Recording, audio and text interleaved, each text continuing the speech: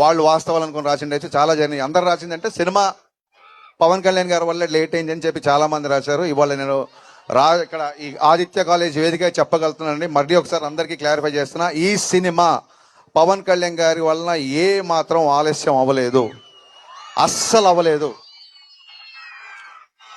First ఒక కథ అనుకున్నాం.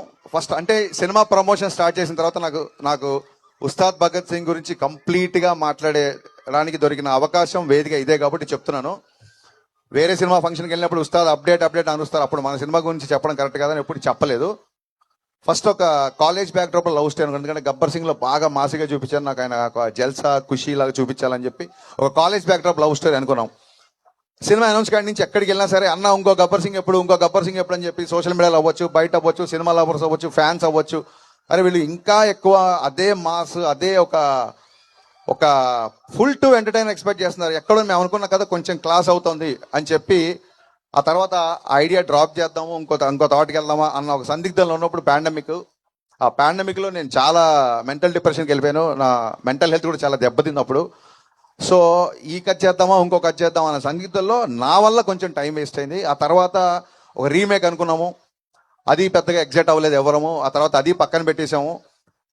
ఎందుకంటే ఆయన లైనప్స్ చూస్తుంటే కొన్ని క్లాస్ సినిమాలు ఉన్నాయి ఆయన చేస్తున్నప్పుడు, అప్పటికి ఆ సినిమాల అనౌన్స్మెంట్ కూడా వచ్చేసింది.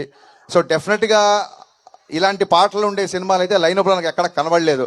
సో డెఫినెట్గా మళ్ళీ ఫ్యాన్స్ అందరూ మళ్ళీ చూసే సినిమా చేయాలి, కొంచెం లేట్ అయినా పర్లేదని చెప్పి మళ్ళీ మా టీం అందరం వర్క్ చేసి కళ్యాణ్ గారికి మళ్ళీ అనుకోని చెప్పిన తర్వాత అందరూ ఎగ్జైట్ అయిన కంటెంట్తో షూటింగ్ వెళ్ళేసరికి ప్రకృతి సహకరించి మరి గ్రహాలు తోడునే ఏంటో తెలియదు, ఇట్స్ నేచర్ తీసుకున్న టైం, అది సహజ సిద్ధంగా ఆ ప్రక్రియ ఇలా జరిగిపోయింది. ఇన్ఫ్యాక్ట్ పవన్ కళ్యాణ్ గారి వల్ల షూటింగ్ చాలా ఫాస్ట్గా అయిపోయింది.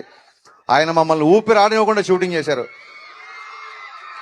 అందుకే అంత ఫాస్ట్గా షూటింగ్ అయిపోయిందని చెప్పి వీడియో రిలీజ్ చేసాం. అంటే పొద్దున్నే క్యాబినెట్ మీటింగ్ వెళ్ళేవాళ్ళు, సరే సార్ విజయవాడకి వెళ్ళిపోయారు కదా ఇంకే వాళ్ళ షూటింగ్ ఉండదు అంటే రేపు వెళ్ళి వేరే ప్లాన్ చేద్దామంటే సడన్గా సార్ బయలుదేరారు, నైట్ షూట్ చేస్తారని చెప్పి సార్ వాళ్ళ టీం ఫోన్ చేసేవాళ్ళు. ఇమ్మీడియట్గా మేము నైట్ షూటింగ్ ప్లాన్ చేసేవాళ్ళం.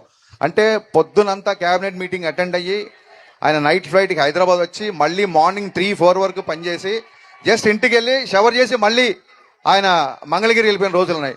కొన్ని సార్లు 18 గంటలు 20 గంటలు